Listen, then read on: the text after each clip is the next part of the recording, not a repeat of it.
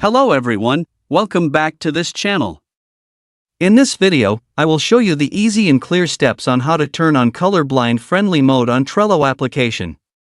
So how to turn on colorblind friendly mode on Trello application. Make sure you keep watching this video until the end.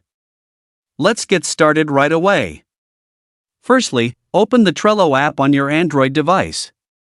This is the initial screen of the Trello app.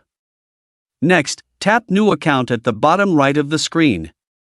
And a menu like this will appear. Tap the Settings menu. And tap Colorblind Friendly Mode. So that's it, tutorial turn on colorblind friendly mode on Trello application. Thank you for watching.